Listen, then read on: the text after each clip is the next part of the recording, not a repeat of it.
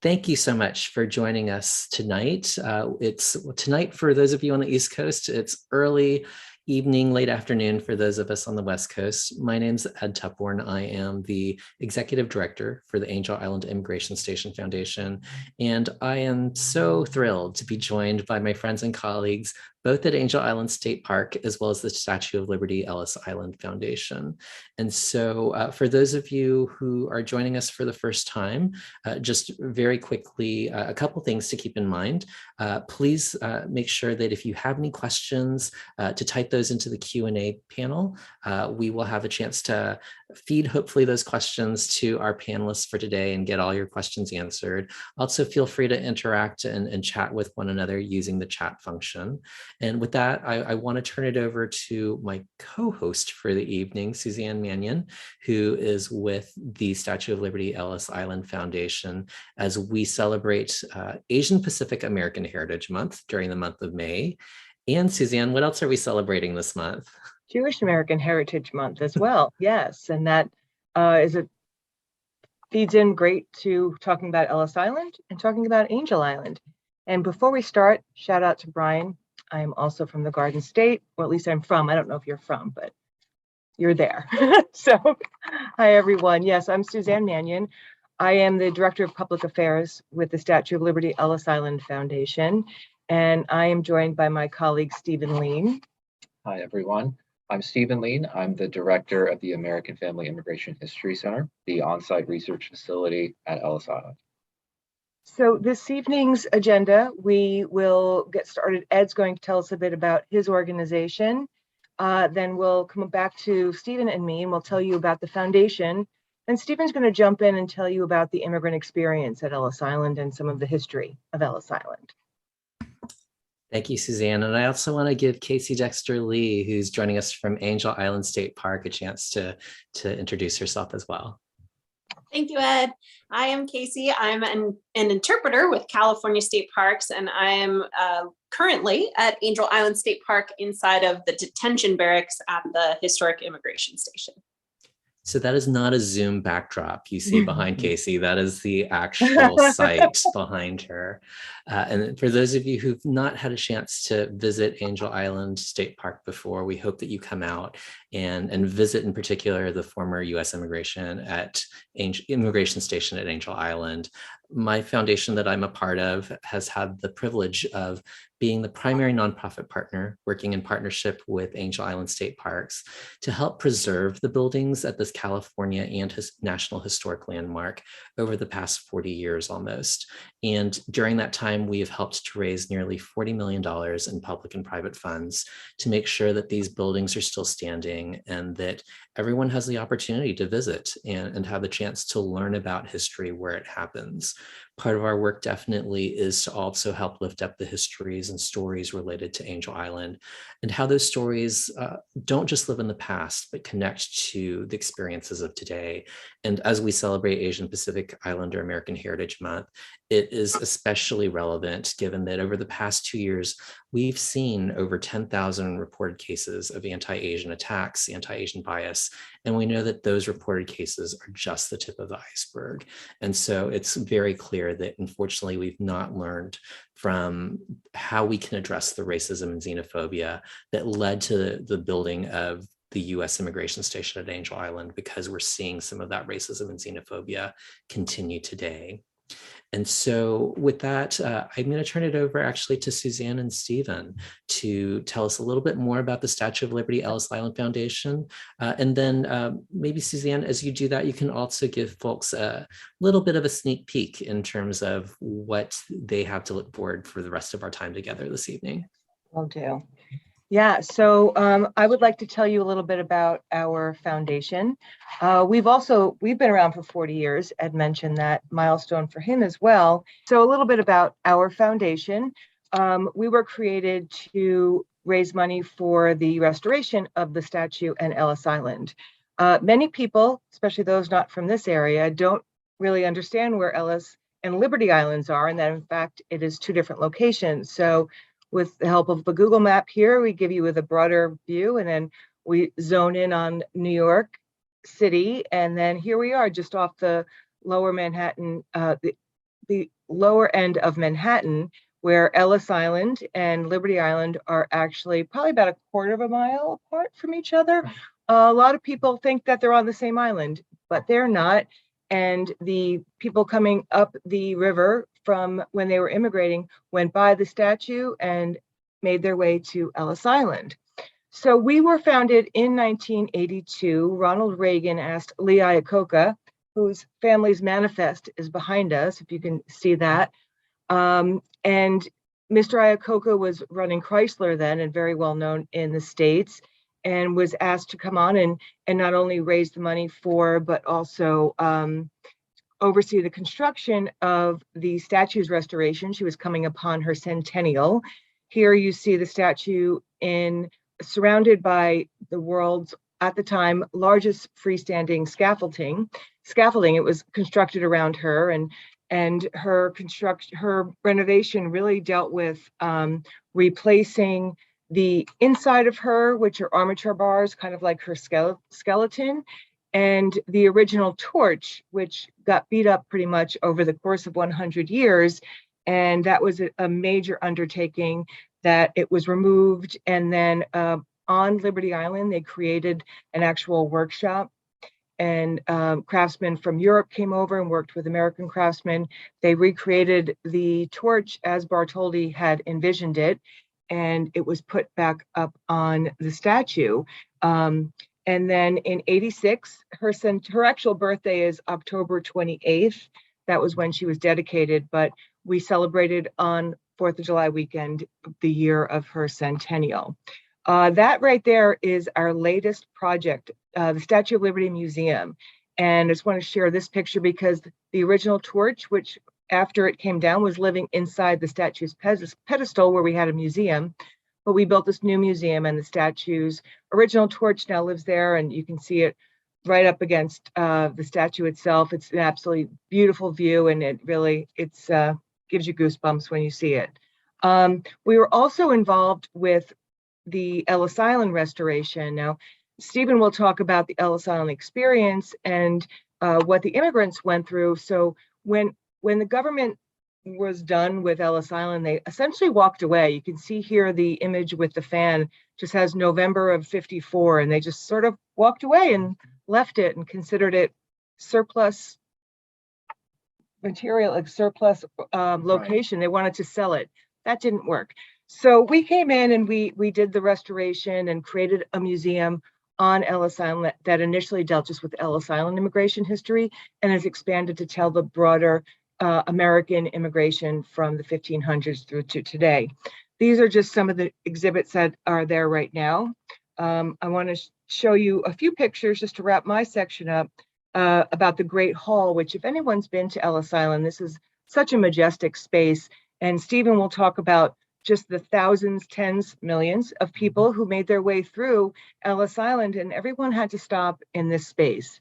When the government left, it was abandoned. I'm told there was a tree growing through there. There were broken windows. Took a year and a half alone to dry out the location. And here it is in all its glory today. It's absolutely beautiful.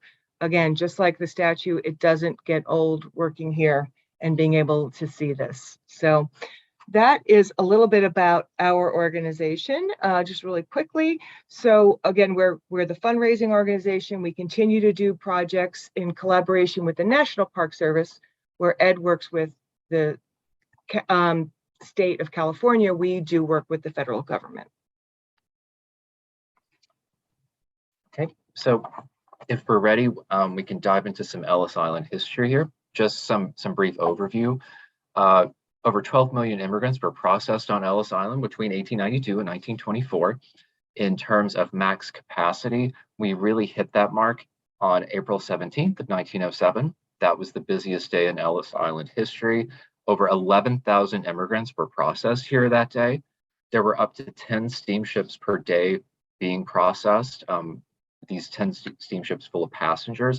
When you consider the different steps that the steamships would have to take as far as docking at the pier and steerage class passengers making their way here on ferries, it's quite an impressive feat. Of those immigrants, 10% were detained for special inspection. At different times in Ellis Island history, that could mean different things. And of the immigrants that were processed, 2% were deported. And the building that stands on Ellis Island today is not the original immigration station. That was opened in January of 1892. The first immigrant processed here was a young Irish lady named Annie Moore.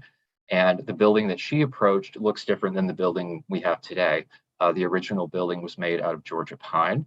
And in the summer of 1897, it actually burned to the ground, and it took a lot of the records with it. The records that we have from that era are actually customs records and not passenger manifest records. So after that fire, they started constructing a new fireproof building, quote unquote fireproof, using brick and tile and plaster. And that building, the building that stands today, was opened in December of 1900. The peak years of Ellis Island are considered from 1892 until the early 1920s.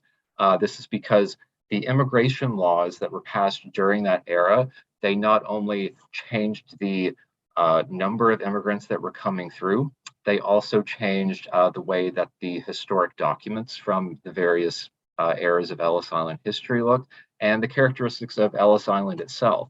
Hospitals were added, landfill was used to make room for hospitals, contagious disease wards, administrative buildings, things of that nature.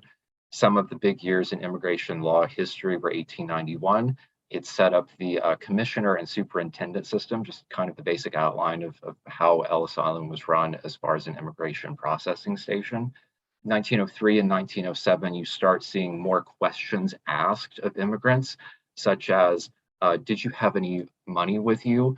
Did you have a criminal history? Do you fall into a category that maybe would have been considered undesirable, like anarchist, polygamist, things like that? And really in 1921 and 24, you start seeing the introduction of a quota system that changed the nature of the Ellis Island experience altogether. During the peak years, the only people that were processed on Ellis Island were steerage class passengers. Cabin class, second class, first class passengers, they were processed on the boat. And during this period, detention periods were pretty short. You're going to see people stopped for things like suspected ill health. The biggest reason would be likelihood of becoming a public charge, basically not being able to take care of yourself financially. On detention records from this time, we see how many meals were served to these people during their detention period, breakfast, lunch, and dinner. These are usually recorded in the single digits. So we're talking a few hours to a few days time. So during this time, the manifests start out as one-page documents. They collect basic biographical information about people: name, age, sex, their native country. Their intended destination is usually just listed as United States. We see an example of this of a young man named Israel Bylan, who grew up to be the composer Irving Berlin, who immigrated in 1893 with his family. Around 1903, manifests began recording nationality and race in separate columns as a result of the 1903 Immigration Act. We see for the journalist William Leonard Lawrence, his manifest is shown here, and you see his name, and he's about 16 years old. He's a student. His nationality is listed as Russian, but his race or people is listed as Hebrew because he was from a Jewish family. We're not entirely sure why people from Jewish backgrounds were listed as Hebrew instead of simply as Russian or Polish, but we think it might have something to do with the manifests that have notes on them that say race will be determined by the stock from which they sprang and the language that they speak. So if you were a Russian national, but you grew up in a Jewish household and maybe you were speaking Yiddish, they would make a distinction there. So we think that that has something to do with why people from Jewish families were recorded a little bit differently. After 1907, the manifests grow to 2 pages in length. They're going to start asking who your contact was back in your native land and who your contact is here. I do want to highlight one manifest in particular of Michio Ito, which he was a dancer and a choreographer from Japan. We see him arriving not directly from Japan or from Asia. We see him arriving in 1916 from the United Kingdom. During his time in the US, he lived in California. And as World War II approached, he was actually put in an internment camp with his family and eventually deported. And that's what one of those big 2-page manifests look like. You can see how much information they collected on them. In addition to manifests, we have photographic evidence from peak years, thanks to Augustus Sherman and Lewis Hine. There are only about 250 photos that Augustus Sherman made while he was a clerk here, but they do show a really startling variety of diversity here. We can see a woman who was listed as Cantonese, a man who's listed as Algerian. We also have a family of people from England who are recorded as being Jewish. What we don't have for a lot of these people are their names. So we only know their identities as far as their category, how they would have been described on a manifest. Lewis Hine also has a lot of photos from that period that would be a little bit more descriptive. We can see here a Jewish immigrant from Ellis Island and a woman listed as Jewish grandmother. Really beginning in the early 1920s with the Palmer raids, you're going to see Ellis Island become more a place of detention than inspection. This picture shows a group of people who were called radicals awaiting deportation. In 1921 and 1924, you see Emergency Quota Act and National Origins Act passed. Those are nationality-based quotas, and that really it shifted the purpose of Ellis Island. It became a lot more like now when you would have a visa or a passport and be pre-approved. 1950 Internal Security Act required communists and communist organizations to register with the federal government. Detention periods from this time tended to be longer to reflect the political reality, the changing reasons why people were detained. And manifest examples from this time, they were still 2 pages. They were usually typed, but you will see documents, with people's names and their passport numbers on them. After World War II, these documents go down to 1-page documents again, where basically you're getting a very brief overview of someone, name, age, possibly country of origin. We do see nuclear physicist Chien-Shiung Wu, and also the Buddhist monk and scholar D.T. Suzuki recorded here, arriving in the early 50s. So in a way, it's like we came back to those early records where it was 1 page, recording very little information on the document, but it's because people had visas and passports, re-entry permits at that time. And since 1954, when the last detainee was removed from Ellis Island, we see in the 60s and 1965, Ellis Island was included in the Statue of Liberty National Monument by President Johnson. That was also the year that the Hart-Celler Act was passed that abolished nationality-based quotas. And from that period, like Suzanne had said, Ellis Island was pretty much abandoned. And until 1982, when Ronald Reagan announced a plan to restore the Statue of Liberty and Ellis Island to their former glory, which brings us back to the stated mission of our foundation. Thank you, Ed. So we have some starter photos here. The building on the top is actually the building I'm standing in. I'm up on the 2nd floor on the left-hand side of the building, and that is the detention barracks. You can also see that same building in the historic black and white photo below as the building in the background. The building in the foreground is the administration building and the pier that immigrants would have arrived at when they came to Angel Island. So to understand Angel Island's story, we have to go all the way back to the gold rush and the building of the railroad here in California. Gold rush in California begins in 1849. People are coming from all over the world. And for the first time, larger amounts of immigrants start coming from China.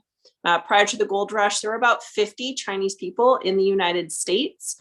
By 1851, just a couple years into the gold rush, there's about 20,000 Chinese people, mostly out in the West.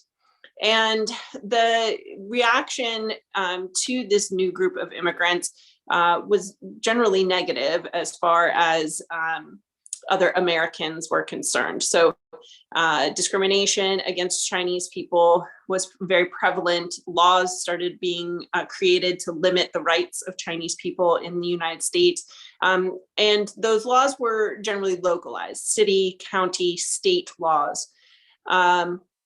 We have another influx of Chinese immigration during the construction of the Transcontinental Railroad. Chinese laborers made up many of the workers working from the West Coast towards the East. They were enticed to come to the United States as laborers that worked for low wages compared to white workers in the United States. But it also put a bit of a target on the back of Chinese workers because they were seen as competition for jobs.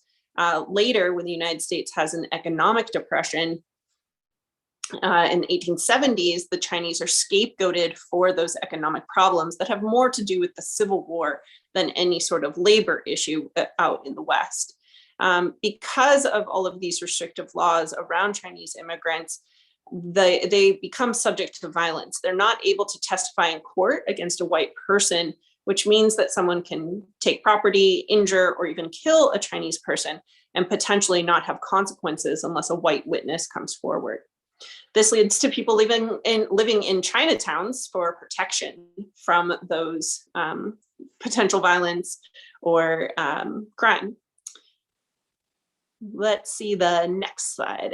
So we have this economic depression, scapegoating of the Chinese community for those problems. And this all culminates in the Chinese Exclusion Act of 1882, the first in a series of laws that excludes Chinese people from the United States. Initially, the law is meant to keep out Chinese laborers, but over the years, those laws are expanded and become more encompassing of people trying to come to the US, and until there are only a few exceptions to this law. Everyone that was Chinese American was stripped of their citizenship with the Chinese Exclusion Act in 1882, naturalized as well as natural born citizens. The case of Wong Kim Ark is a very significant case that goes to the Supreme Court of a man born in the United States with Chinese ancestry who traveled abroad and returned to the US and was going to be deported by the Immigration Service because he was not a citizen, according to the new law. He fought that and went all the way to the highest court in the land and won the right to be called an American citizen based on the 13th Amendment, which gave citizenship to people who had previously been enslaved. So he becomes a citizen again, codifies in law that if you're born in the United States, you are an American citizen. It doesn't matter where your parents are from or where your ancestors are from. And that becomes one of the very important groups of exceptions to the Chinese exclusion law. People can come as students, tourists, diplomats, merchants, and children of American citizens. Now, at this time, it could only be your father. If your mother was a citizen and your father was not, you could not immigrate under those circumstances. But if your father was a citizen, you could come here to the US and join him. So that is what many of the people coming through Angel Island were experiencing. Ready for the next slide. And when they came, they were coming into San Francisco. So Angel Island is located in the middle of San Francisco Bay. We can see the Golden Gate Bridge. Our neighbor Alcatraz is just to the south of us. And about 3 miles south of Angel Island is the city of San Francisco. But we were San Francisco's immigration station. Ferries come in on the north side of the island. The immigration station's up in that northeast corner of the park map. And in our next slide, we have an image here of what was being faced by immigrants coming to Angel Island. Immigrants from all over the world were coming here, but this facility was built to help exclude Chinese immigrants, to enforce the Chinese exclusion laws. And there were a lot of bias, racial stereotypes, and racial discrimination that were being enforced here on Angel Island. You can see a pretty horrifying quote from one of the doctors that was in charge of the process of medical screening here on Angel Island. So because of all of these stereotypes and misunderstandings about other cultures, different groups had different experiences here. Go ahead, and I'm ready for the next one. So while people are passing quickly through Ellis Island, Angel Island was solely for detention. If you were here, something wasn't going well in your immigration process. First-class passengers were processed on the ship and rarely had to come to Angel Island, but second and third class passengers almost all had to come here unless they had papers like a merchant who had been here previously to the US, went abroad and returned. They would make sure to file some paperwork before they left the United States so that they could re-enter. So that paperwork would be processed here. So all told, 1 million people are processed on Angel Island, but half are actually leaving the country, making sure those paperwork is all on point so that they can come back in at a later date.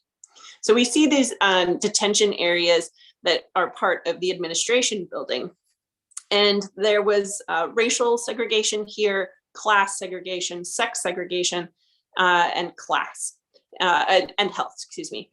So we can see a photo on the left side here of Chinese women that are in kind of a holding area in the administration building, waiting to go on to the next location where they'll be.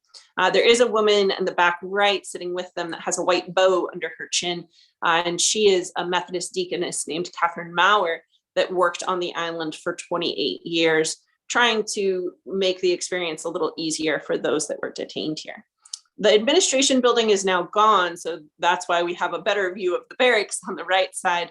We're missing that large central structure to the site. It was actually modeled after Ellis Island, and it was modeled so well that it also burnt down, just like the original Ellis Island building.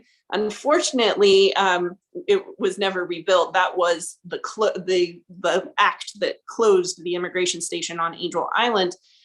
So in 1940 is when that fire takes place and immigrants are moved to other facilities on the mainland in San Francisco. While you were here, you had to experience an entry hearing, and entry hearings are where massive amounts of information are collected, particularly for Chinese immigrants, because one of the few ways you could come in as the child of an American citizen. The way the immigration officials tried to verify that is by asking immigrants and their usually fathers similar questions in separate interviews to compare those answers. And if the answers matched, they assumed the immigrant was telling the truth. If the answers did not match, they assumed the immigrant was lying. And that could lead to deportation. Chinese immigrants failed the entry hearing about 50% of the time, and versus other immigrant groups, Japanese, Europeans, which were mostly Russians here, their deportation rates in the 2 to 3% range. Because Chinese immigrants had a long history of fighting for their rights in the United States, because they had experienced discrimination for so long, they, as a community, were pretty aware of the American legal system. And so they were more likely to hire a lawyer to help them navigate the appeals process. The appeals process led to about 10% of Chinese immigrants being deported, far less than the 50% that had failed. So they were asked very detailed questions. How many windows are in your house? What's the name of the family that lives in the third row in the fourth house in your village? What's the water source for your village? And on and on and on. So it's very easy for people who are telling the truth, who are related, to have errors in this process. One of the former detainees here, who was a volunteer here at the park until his passing, Dale Cheng, he was detained here when he was 16 for about 3.5 months because he and his uncle, who his answers were being compared to, disagreed about the ladder that led to their sleeping loft back home. And Dale said that the ladder was attached. His uncle said you could move the ladder. And that discrepancy kept him here for over 3 months, despite the fact that he was a true son. He was the son of an American citizen and had the right to enter the US. Next slide. So because people were spending so much time here, they had time to express themselves. And they did so here on the island by carving and writing on the wooden walls of the building. And the most special of this writing is a pretty unique situation in that the expression comes in the form of poetry. So there's about 200 poems in the building, all in Chinese. There's writing in about a dozen languages, but no other group wrote poems on the walls. And I'm going to take you over this example that's on the screen is one that's very easy to see on camera, but I'm going to take you over to another spot that is also pretty visible. And this also shows the different layers of paint, because this writing was considered graffiti by the Immigration Service. They didn't want people to write on the walls of their building. It was puttied in, the carvings were puttied in and painted over. But for many years, the walls were this green shade. And there's even poems that reflect that. There's a poem that says, even if it is built of jade, it has turned into a cage.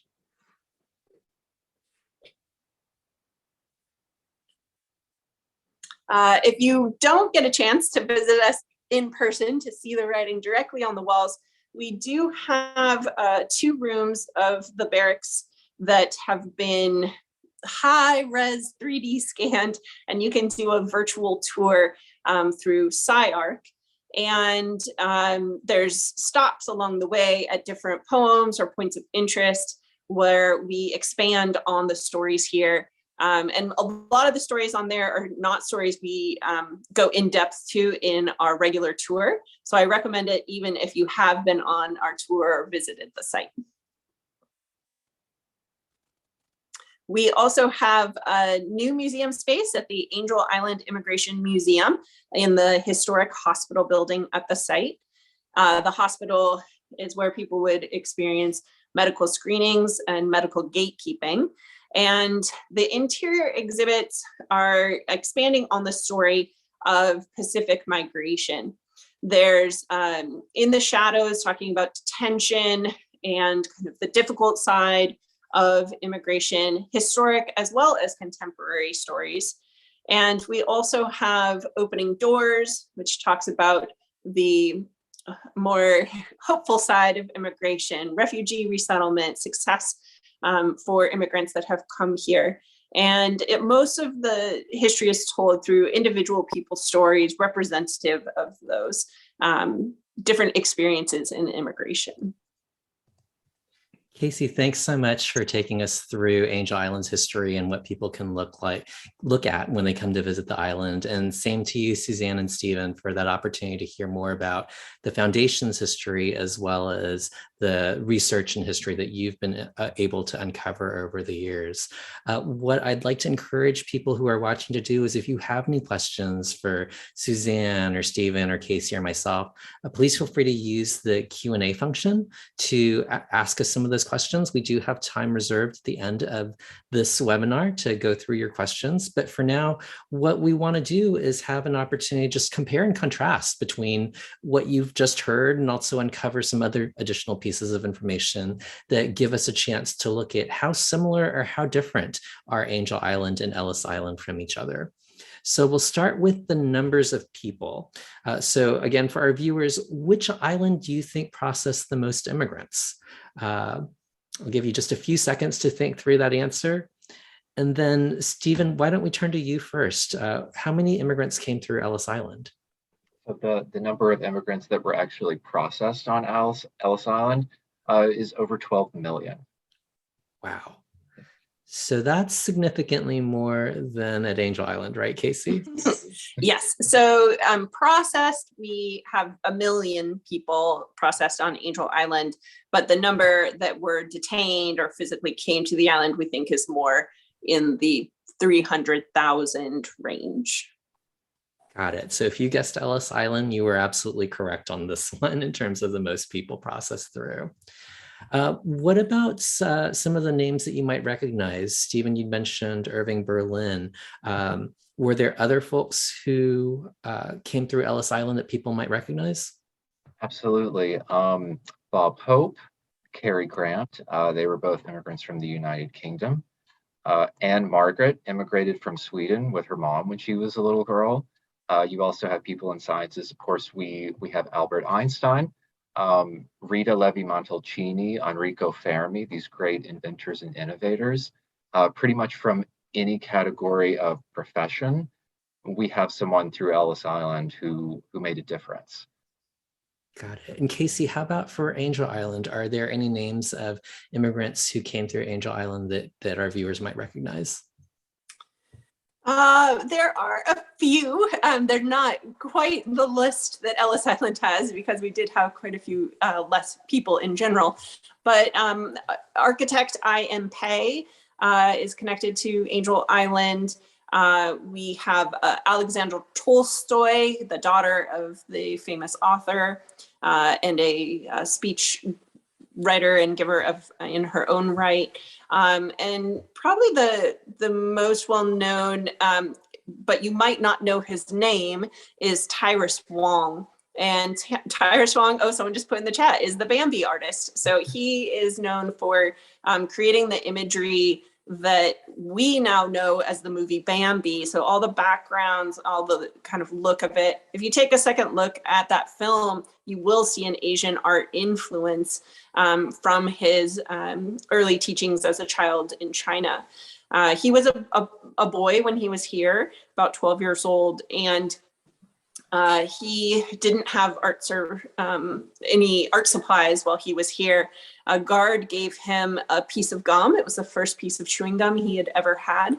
He chewed it until there was no flavor. They communicated through hand signals of what you were even supposed to do with it. But once the flavor was gone, he saved that piece of gum. He saved the wrapper, and he would put it on top of one of these radiators and watch the gum melt down to that piece of paper, and then pick it up and put it back on top to watch it melt again, just to help pass the time because he was so bored here. Yeah, life under detention, right, Casey? So let's go to the next category, which is time on the island. And so we definitely know that that's a major difference between the two islands, right? Casey, on average, how long did immigrants and detainees spend on Angel Island? We see a really big difference based on your race or your national origin. And so for most immigrants, 2 to 3 days is the average stay on the island. So that's for, 78 of the 79 of the countries that came through here: Japan, Russia, India. For Chinese immigrants, we see an average stay of 3.5 weeks. And that's a little bit of a misleading average because most Chinese immigrants were here either 2 to 3 days, like other groups, or 3.5 months. The longest stay, unless that's a separate question. Go ahead. What's the longest stay? is 22 months, almost 2 years. And that was a Chinese woman. Who was ultimately deported back to China after 22 months. Stephen, how does that compare to Ellis Island's length of time on the island? Well, in the earlier part of Ellis Island's history, you see much shorter detention times. If there was no problem with your health or your paperwork, you would probably only spend maybe a few hours on the island being processed. And again, at most, we're talking maybe a few days if there was something to detain you about, if you needed special inspection. As you move further through American history and the detention process became more cerebral, maybe they're questioning your political allegiances, then the detention periods become longer. The actor George Voskovich, he immigrated before World War II from what was then Czechoslovakia. And he went back after World War II, lived in Europe for a few years. When he came back in the early 50s, he was detained on Ellis Island for 11 months because they suspected him of being soft on communism, of being a communist sympathizer. The longest detention record that I know of was for a German national, and it was around 4 years. And that was from that same period, post-World War II, early 1950s. So some hefty time for some individuals at Ellis Island as well. Let's move on to the topic of segregation. Was there any record of segregation amongst the immigrants that happened at Ellis Island, Stephen? Well, the segregation of immigrants really happened even before Ellis Island while they were on board the ship. It was very much a class-based system. And that's represented by the fact that the people who were processed on Ellis Island were steerage class. So the vast majority of the ship, they were traveling steerage, they were below deck. If you were first or second class, unless there was an issue with your paperwork or your health, you would have never actually set foot on Ellis Island. And from that point, when you landed on Ellis Island, they were segregating men from women, they were segregating the healthy from the sick, and it was all using the technology and the science that they had to try to keep pandemics from spreading and to segregate those who were destined for America, those that were deemed desirable versus those that were undesirable for various reasons. So we do see, in the records themselves, manifests for steerage class passengers, they're separate sheets in a manifest book. The manifest pages for US citizens versus immigrants or returning resident aliens, they're recorded on separate sheets of the manifest as well. So really from the time they set foot aboard the ship, we're talking about a heavily segregated environment all the way through the Ellis Island experience. Thanks, Stephen. And Casey, you'd mentioned earlier that there was segregation that happened at Angel Island. Could you just reiterate how immigrants were segregated? Yes, so there was segregation here. I believe I mentioned before in race, class, sex, and health. So racial segregation was in 3 categories: European, which was really code for white. It was about what you looked like, not where you were actually from. Asian, and Chinese as the 3rd category of racial segregation. Because of the separate laws for Chinese immigrants, they were kept separate from other Asian immigrants. The sex segregation was men and women. Children generally stayed with their mothers if there were children in the group, unless it was a boy around the age of 12. They would go to the men's side, and that's regardless if they were traveling with a male relative. So we did have a lot of younger people that could potentially be on their own here. Class segregation, first class passengers didn't often come here. If they did, it was because the ship arrived in the bay on the weekend and the inspectors didn't work on the weekend. So they might have to wait till Monday to be processed. Got it. So there were some similarities in the segregation between the 2 islands, but with Angel Island, it does seem like that given the number of Asian Pacific Islanders who were coming through, that was this extra layer. And that makes sense from what we saw from the quote from M.W. Glover, in that back then the stereotype about Asians and Pacific Islanders were that they were a threat economically, they were dirty, they were disease bearing. And that's not that dissimilar from some of the narratives that we hear about other groups of immigrants that are coming to the US today. Let's move to detention. So it does sound like there was detention that happened at both islands. Casey, for the people detained, were they all Asian Pacific Islander? Were there others who were detained from other parts of the world? No, there was detention of various groups. So we have about 80 different countries represented by people who were detained here. About 1/3 of the total number of people that were detained were Chinese. About 1/3, but a little bit less, were Japanese. And the last third are the 78 other countries. So the top 2 in that last third are folks from Russia and India, basically tied as far as numbers. So the biggest group of Europeans was definitely Russians coming across the Pacific.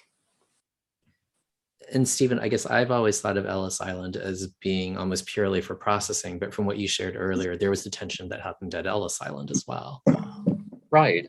There were dormitories on Ellis Island for those who were detained or for those who were with family members who were detained. You can also see pictures of detained passengers playing on the roof of Ellis Island. There was a playground up there, and you can also see like fencing, chain link fencing to, again, another degree of segregation. If people were detained and they were sent to the hospital, that's another instance of segregation because there was a men's ward and a women's ward. But detention was, for that 10% of people who were detained for special inspection. It was a reality of the Ellis Island experience. Even if they were not ultimately deported, it was still a traumatic experience that a lot of them carried with them. It made a lot of them not want to talk about their Ellis Island experience with their children and grandchildren later. And it's something that we run into at the History Center, somebody's great grandmother or grandfather simply not wanting to talk about their time on the island. It's a challenge for us. Definitely that experience of being detained can be so traumatic. And I think we had that at Angel Island as well, where many of the people who were detained at Angel Island didn't talk about their experience, or in some cases, because they traveled here under assumed identities or false identities, they were also fearful of being deported retroactively. So Casey had mentioned that Chinese and Japanese were some of the largest groups that came through Angel Island. I'm going to make an educated guess that Chinese and Japanese were not among your largest groups of immigrants at Ellis Island. Who were some of the most frequent groups of immigrants that came through Ellis Island? Well, far and away, the largest group of immigrants were Southern Italians. Of about 4 million Italian immigrants that came through, only about 600,000 of those were from what would be considered the Italian North. The rest of them, about 3.5 million, are from the Italian South. And then we start to see that category, like I had mentioned in the presentation, people who were listed as Hebrew. So those could be people from Jewish families from any place from Spain to Russia to Turkey. But because they were lumped together under the same designation, that's really one of the biggest ethnic groups that we see coming through. Also, we're going to see a lot of English in our system, and it's kind of funny because the people who were listed as Pacific Islander on manifest, it's actually the smallest group that's singled out. It's just over 1,100. So you can see. Just from the presentations and from those numbers alone, the drastic difference in the Ellis Island story versus the Angel Island story, just because geographically of the people who may have had access to one coast or another coast more readily. Right. And so there were Asians who came through Ellis Island. There were Europeans who came through Angel Island, despite the geography of it all. Yeah. Let's move to medical examinations. We've got 1 or 2 more of these topic areas to go through, and then we'll get to questions from our viewers. So again, if you have any questions that you'd like to ask any of our experts, please feel free to use the Q&A function for that. But we know that medical examinations is something that happened at both islands. Stephen, what can you share? Can you share a little bit more about the medical examinations that was part of the immigrant processing process at Ellis Island? Sure. They were called 6-second physicals because the doctors on Ellis Island believed that they could watch somebody for 6 seconds, how you breathed, how you reacted after you climbed the stairs, and they thought that they could pinpoint who had a possible medical condition. And a lot of the photographs you see of medical inspections being conducted on Ellis Island, the inspector will be standing on a box or a curb a little bit higher up, and the immigrant will be looking up, and they will be looking under their eyelids for a disease called trachoma, which was extremely contagious. And they would use a button hook to conduct this medical exam. It just so happened that the shape of a button hook was also really, good for turning down somebody's eyelid, which I'm sure was just as uncomfortable, if not more so, than it sounds. But the medical inspections on Ellis Island would happen very rapidly. And if you were suspected of having a medical condition that may have made you less desirable, they would mark your lapel or your blouse with chalk. Different letters meant different things. An X could be just a general suspicion that something was wrong. Things like heart disease, hernia, back problems, they were all symbols that would be left on someone's physical person for the next inspector down the line to, again, start segregating out those people that might need an extra look. Got it. And Casey, were there 6-second physicals on Angel Island as well? No, the medical inspections here, and I moved to an area where there's a photograph in the background in the hospital. This is actually a trachoma inspection as well, looking for that disease that can cause blindness if it goes untreated. The examinations here in the hospital were very in-depth, particularly for Asian immigrants, because of some of those ideas that we were talking about earlier of Asians being seen as a potential medical and health risk to the United States. Their inspections tended to be much more in-depth than other groups. So they often had to take off their clothes. They often had to give stool samples or blood samples looking for parasitic infections. They also were inspected for trachoma, but also additional, any sort of developmental disability, mental health, physical disability. If you had broken your leg as a child and it healed in a way that caused you to have a limp when you walked, you could be deported for that, depending on the type of work you did. Alexandra Tolstoy was detained because she had poor vision, but she gave speeches for a living, so she was able to justify her ability to make money through her work that did not require vision. So the exceptions could be made, but the immigration service here worked with the Marine Hospital Service, a precursor to public health, to identify diseases that were common amongst groups the immigration service was interested in deporting, and then make those illnesses deportable diseases so that they could deport people for medical reasons without having to go into any other type of immigration inspection. Thanks, Casey. Thanks, Stephen. And one last question, Casey, this goes to you first. In terms of the processing and interrogation process, can you just quickly describe what that was like for those who were detained on Angel Island? So everyone that came here basically had to come in front of a board of special inquiry. The immigrants referred to this entry hearing process as an interrogation generally.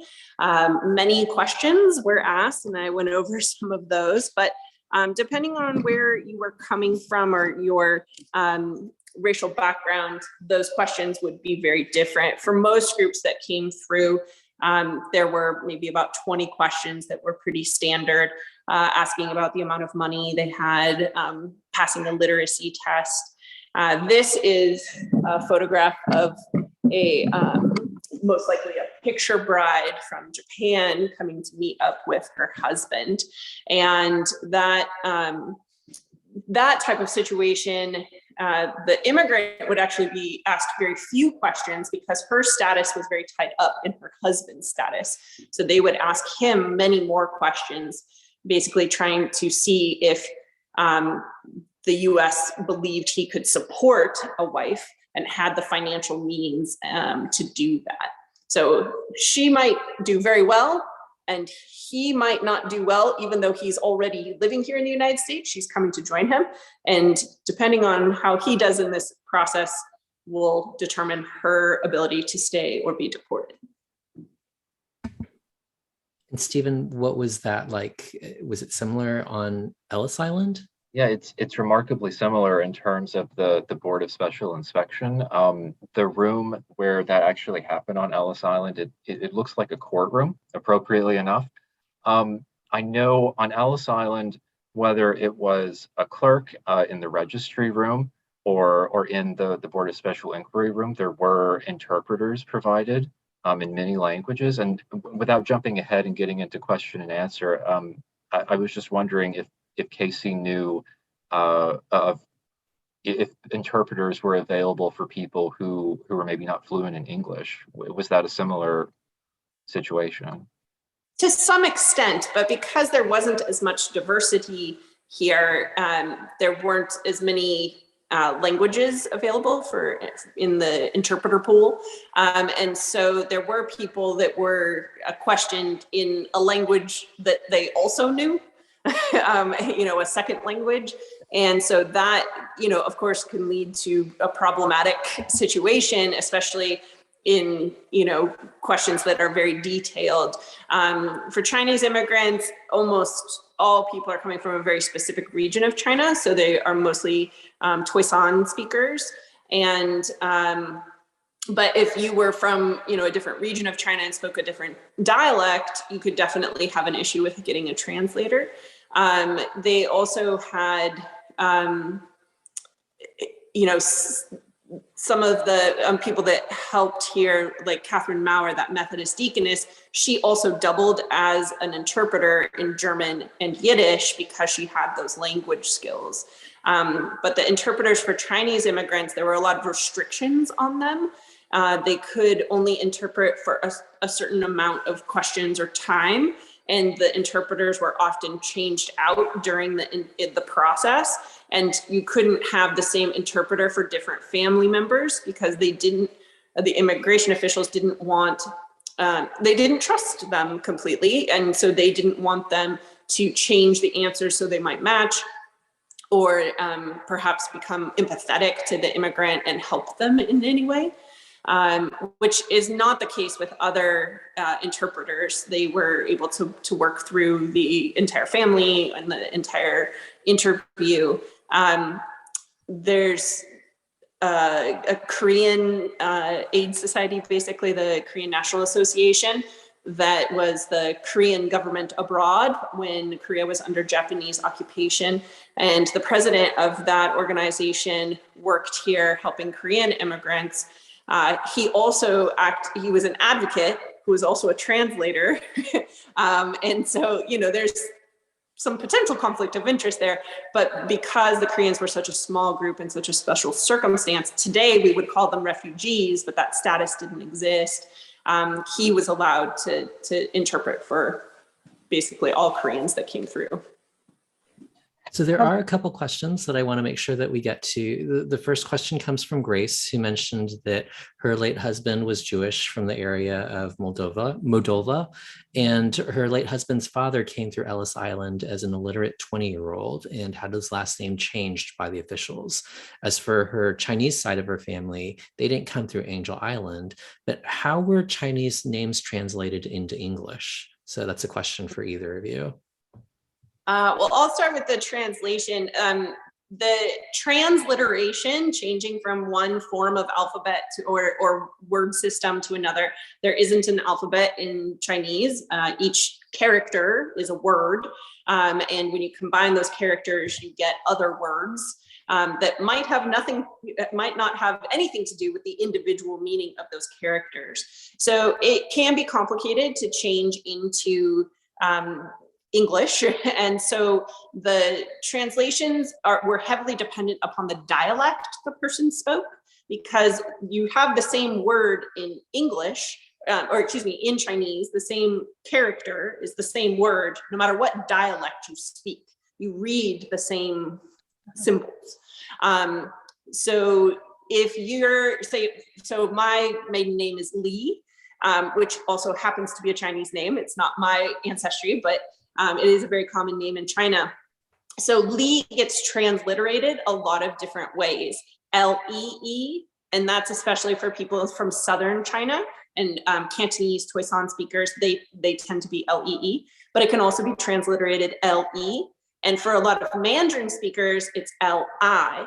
And that's because of the difference in pronunciation of how they're saying that word. So it sounds different, so it gets written down differently. And Stephen, next question goes to you. Were there any European countries where immigrants didn't have to go through Ellis Island? As far as I know, it was an equal opportunity situation. If you were in steerage class, regardless of the nation you were coming from, you were required to be processed at Ellis Island. But I would like Stephen to tackle the name change question as well. Yeah, it's a persistent question we get. Ship manifests were written back at the port of departure. So name changes would usually happen as a result of the purser of the ship or a clerk on a ship spelling a name phonetically, or perhaps they didn't speak the same language as the passenger that was boarding the ship. If you were traveling with an alias, and they discovered that on Ellis Island, they would cross the incorrect name out and write your true name there. But names were not actually changed on Ellis Island. It was either an accidental process that started back at the port of departure. It could be an intentional process that either happened if someone was fleeing oppression and they were trying to evade authority figures back in their native land, or if they were trying to assimilate, or if they had a nickname that stuck, something of that nature, after they left Ellis Island and started to, live in their first apartment or apply for their first job. Name changes didn't actually happen as a matter of routine on Ellis Island itself. That is a big myth. That and where are the books, right? Yeah. Right. Yeah. Yeah. That the manifests that you see behind us and the one Stephen showed no longer exist. They were on microfilm and then digitized. They were transferred to microfilm, and those microfilm and microfiche live in the National Archives in DC. And what we have done and other sources have done is to digitize that microfilm so that it's much easier for people to access. But the majority of the paper documents just aren't around anymore. It's heartbreaking. And now what was digitized is in the Family History Center at Ellis Island. So there's about 65 million pieces of information there for people whose ancestors came through the port of New York from about 1820 to the mid 1950s.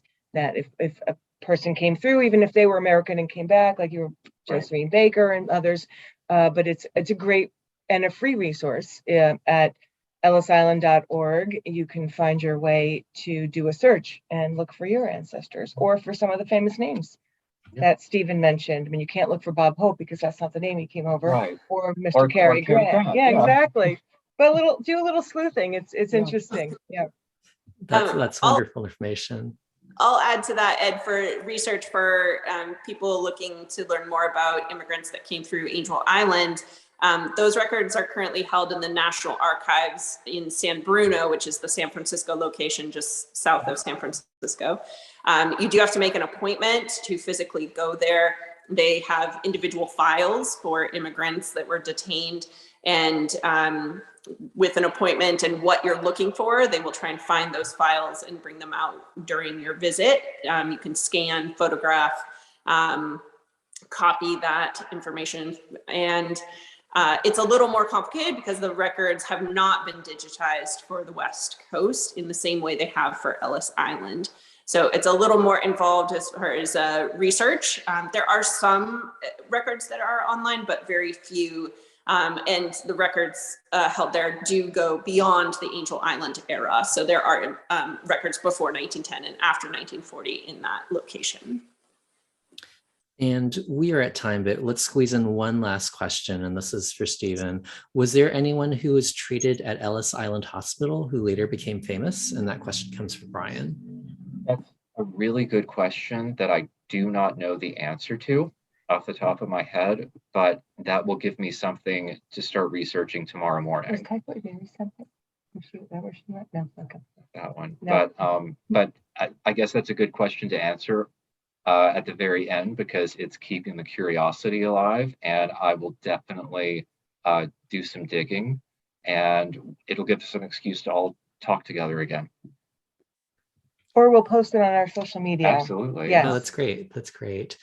Well, we are at time, so I want to just put on the screen the different ways that you can stay in touch with each of our organizations. They're the social media handles for the Angel Island State Park, for Statue of Liberty Ellis Island Foundation, as well as the Angel Island Immigration Station Foundation. And while you're looking at the screen and jotting down the different social media handles, as well as the websites, I want to give each of my co-panelists a final opportunity to leave you with one last nugget of wisdom as we wrap up this webinar in honor of Asian Pacific American Heritage Month, as well as Jewish American Heritage Month. Is there anyone who wants to go first? I'll go first. I will really quickly say, my little nugget is you can go to both statueofliberty.org as well as ellisisland.org. They all end up at the same place. That's a little bit of a nugget of information, but I just want to say, Casey, this was fascinating and disturbing, frankly. Everything was purposeful to keep a particular group of people out of the country, going literally out of their way to keep people out. I didn't realize the degree to which. Yeah, Angel Island's history it can be very heart-wrenching because of the racism and bias that was being experienced here by many of the people detained. But it's also a place that's hopeful. The poetry is really an amazing resource. It is not often you get to listen to people in the moment of their historic experience. You know, often people will write down memories after the fact or write a memoir, or, you know, talk about it after the fact. But this was, you know, how people were feeling in that moment as they were here on Angel Island. That poem I was standing in front of earlier, it says, a thousand sorrows and a hatred 10,000-fold burns between my brows. Hoping to step ashore the American continent is the most difficult of difficulties. The barbarians imprison me in this place. Even a martyr or a hero would change countenance. And you can hear the heartache in that poem, the frustration, the anger. And there's poems about kind of every aspect of this process. There's even poetry about the poetry. And so we have an opportunity to listen here, which is a rare situation, to get to listen to the people who had this experience and take that with us. I also like to remind people that immigration is not something of the past. It's something that's happening today. And there's a lot of lessons to be learned from what has happened historically, and how we approach, you know, the compassionate part of immigration. You know, our new museum space is really trying to give people an opportunity to have those conversations, the difficult aspects of detention, which is a reality of immigration today. There are more people in detention now than there ever has been at any particular time historically. So this is not just a part of history. This is part of our continuing story of immigration in the United States. I'd like to echo what Casey said, because I really don't want anyone to assume that because Angel Island is in California or Ellis Island being in New York, and from what we've seen on television and in the movies, I don't want anyone to forget that the connection to these focal points of history is much more direct than they may give it credit for. And I wouldn't want anyone to think that their story or stories that are similar to theirs, whether it's a Jewish American heritage, Asian Pacific American heritage, any sort of immigrant story, it's still living with us today. And I would encourage people, use your local resources, utilize the online resources that Ed was sharing with us, and start digging. And I can almost guarantee you that you're going to find something that's more easily related to than you may have thought before. Thank you all. And I'll just wrap up by saying that unfortunately, history, especially our darkest histories, repeats itself when we don't learn from it. And so I hope that all of you watching live, all of you who watch this recording, have the opportunity to talk with just one other person, whether it's a family member or a friend or a coworker or colleague, and share with them one thing you learned about Ellis Island and one thing you learned about Angel Island, so that we can continue to learn from the histories of both these islands and hopefully imagine a future where all communities, regardless of where you were born or what language you speak, or even how you identify, that we all feel welcome and are treated with fairness and respect in this country. So with that, we will be posting the recording of this webinar online. So if you have friends who didn't have a chance to watch it, definitely keep an eye out for it on YouTube. And again, just want to thank Suzanne, Stephen, and Casey for this opportunity to be in conversation with one another. I learned a lot on this, and I hope that this isn't the only opportunity for us to come together and share these histories, because we just scratched the surface and there's so much more to share. And to you, Casey. Thank you. Thanks, everyone. Have a good night and a good evening. Bye.